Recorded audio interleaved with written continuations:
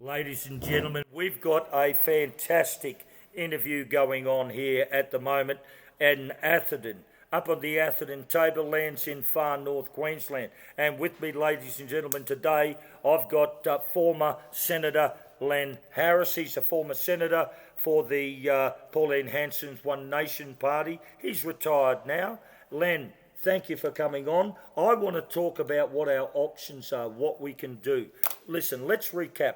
We know the law is on our side. We know that. We know the Corporations Act is black and white. We know that. Yes. We know that these councils are a corporation. They're an ABN. They're registered with ASIC.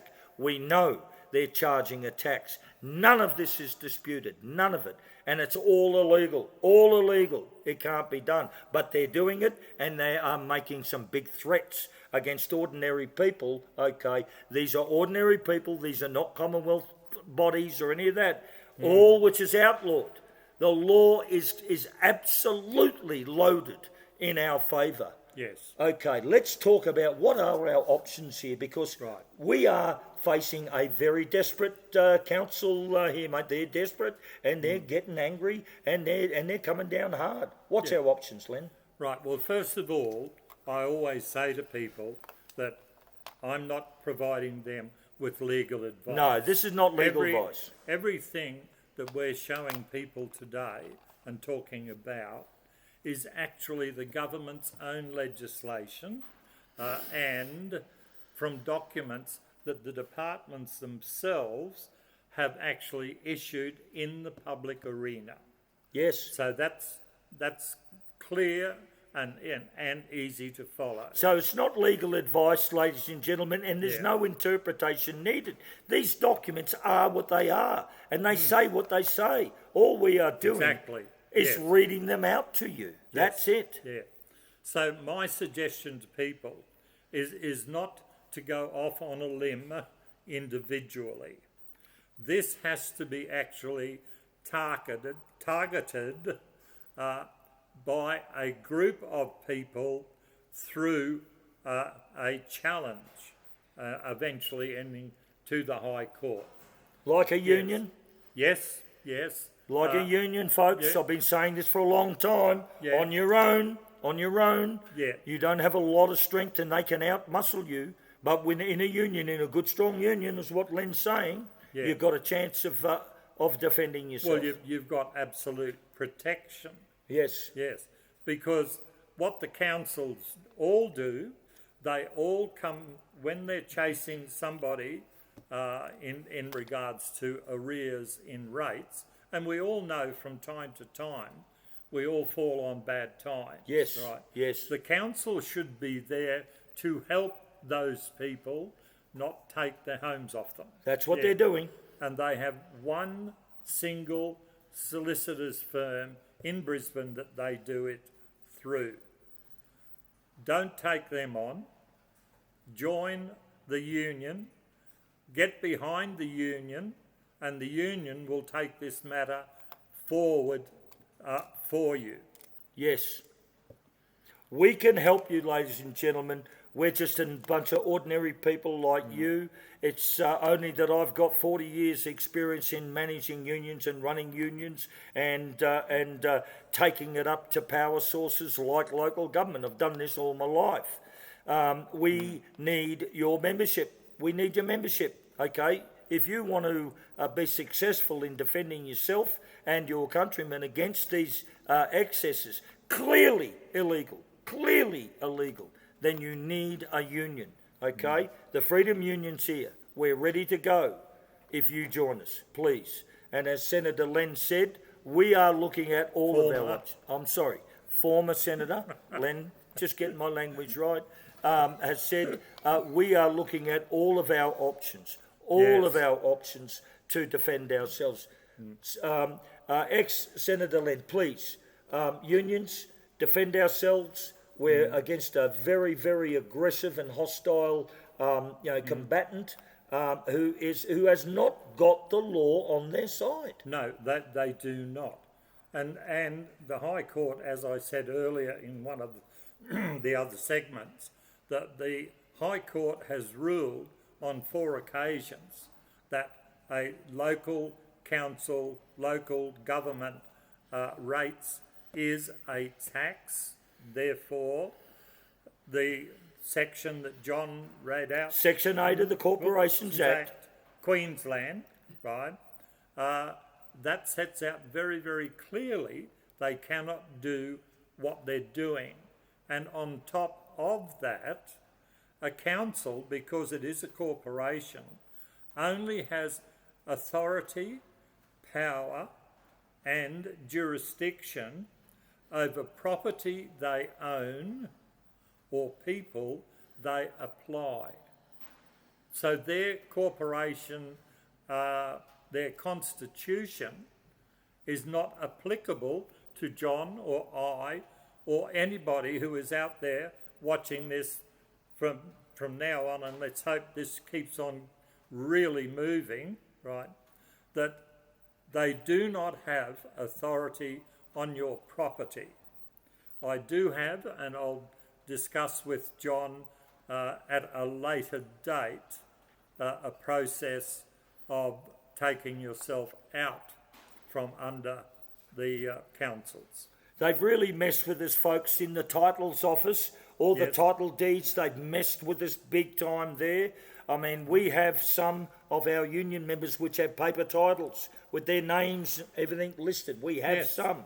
But the others, many others, are all part of this electronic title deed fiasco where they've taken our title deeds off us. So they've messed with us there, big time. I mean, the question's got to be asked. I mean, if we don't own this property, we say we do, but if we don't, why the hell are we paying rates for it? Why the hell are we paying taxes on a property that we don't own if they've taken the ownership off us? Now, we're going to get to that discussion. That's a separate discussion. One, yes. Okay? Yes. We want to keep it localised now about the council and they're regulated by the Corporations Act. I mean, ladies and gentlemen, we know from our research, the question that I want to ask is that if an ordinary person like John Wilson can find this out, if an ordinary person like ex-Senator Len Harris, I mean, Len's been a senator, but he doesn't, he's just an ordinary guy, and he's one of us, one of our citizens out there doing his job. If we can find this out, then why can't all of these political parties find this out and action? Exactly. Why can't the Labor Party? Why can't the Liberal Party? Why can't the Independents? Why can't Pauline Hanson, One Nation? None of them at all will mention this. It's in their faces. It's right in front of them. We can quote to it. It's been brought to their attention. None of them will do anything about this. None of them will help while families are being thrown on the streets. And people out there think we can vote our way out of it. I'm telling you now, ladies and gentlemen, no we can't. No, we can't. Len, the problem with enforcement, and let's talk about taking this, the law is clearly on our side, but enforcement, right, getting the law enforced. What's the problem there, taking it to the courts? Where do we fall foul there? We fall foul, particularly within the state regime, because the government owns the courts. The judges are paid by, in our case, by the Queensland government. Are they going to bite the hand that's actually feeding them? So we got a judicial out there. No. Len, we've got an entire layer of judicial which don't answer to justice, that don't answer to the law, they answer to a political party. Yeah, and that's a problem. And the government. And that's a problem. We can't get justice out of, there's a vote of no confidence in all of the justice system. Yes. Now, even if we're right, Len, is there a danger that we prove that we're right, then they just won't issue a decision? That is one other way that they can go, and it is used not frequently, but on the really critical issues like what we're talking about, the power of a local council, local government to charge rates. They will sit on that decision. There is a process by stepping out of the state legal entities and going to the actual, not the High Court, the federal court, one lower down from the High Court, and seeking a writ of mandamus. Now that's a legal process. The application is only 78, well, it used to be 78 when I have done several writs of mandamus on behalf of constituents that were having problems. So you've tried to defend constituents before, Len? I've been in the High Court. It was so funny the first time I walked in. It was over the police stepping outside their authorities and seizing a person's rifles and computers and everything. And the staff in the High Court were falling over themselves to get out the back doors. It was, there's a senator in there at the bar. Well, that's what I'm supposed to do, or what senators today should be doing. We're not getting any of that representation, Len. Yes. It's a thing of the past. So after a while, the registry staff got used to me walking in, and they would just seal the documents, and away I would go, and never ever had any problems whatsoever, because I could quote to the High Court the sections of the legislation that I was relying on.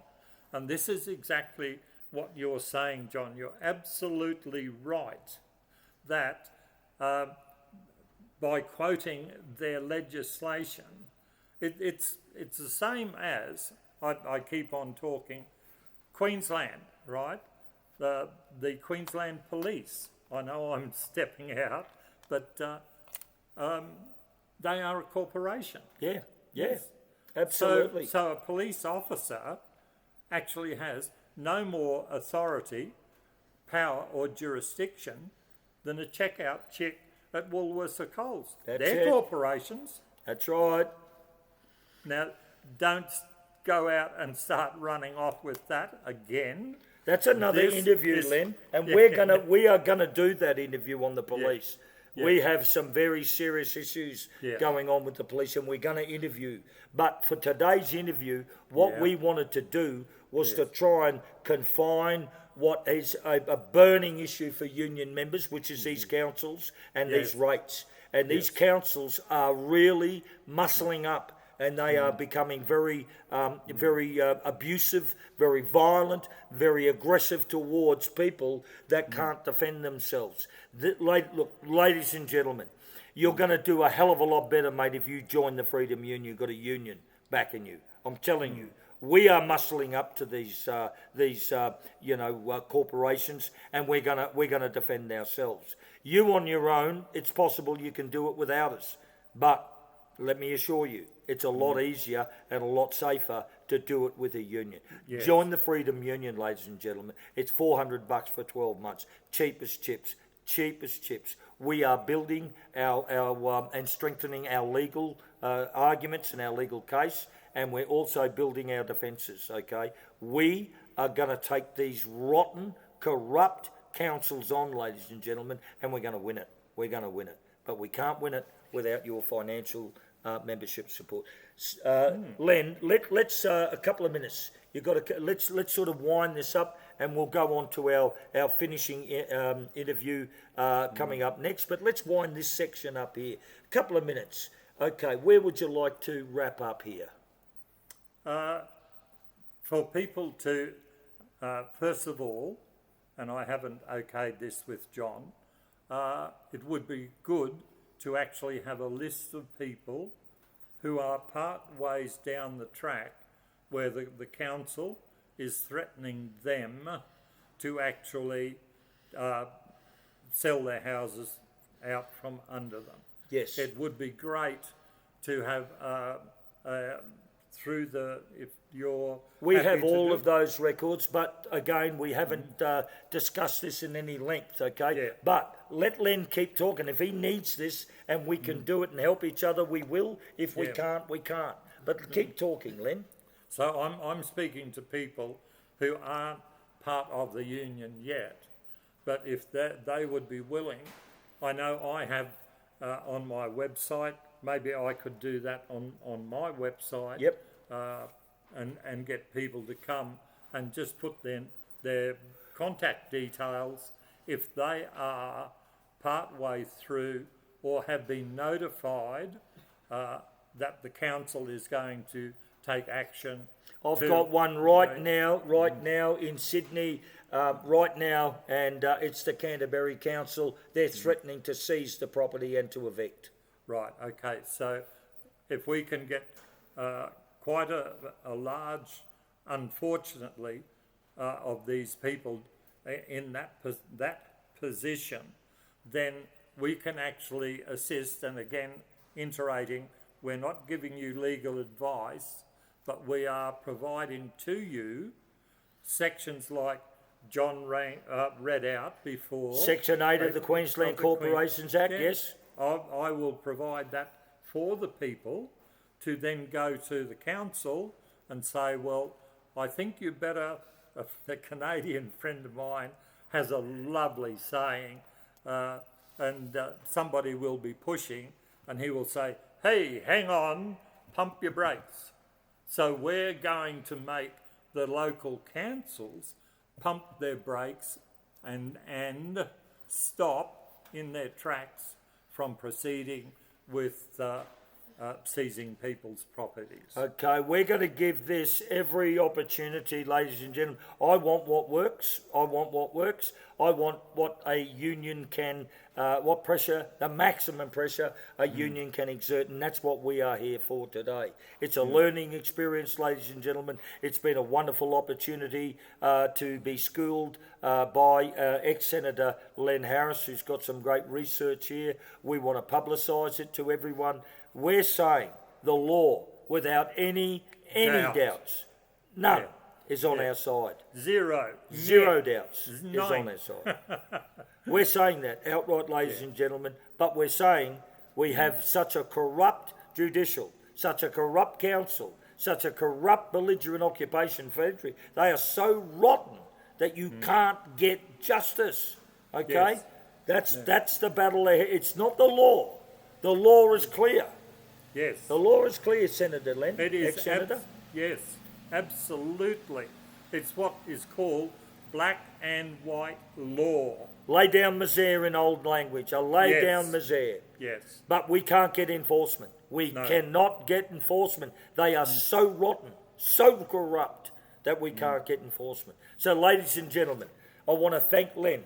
We're going to come back and we're going to wrap this up in a minute with just a final interview, right? Okay. I want to talk to Len about the Free Aussie Cossack campaign that we're going to launch shortly.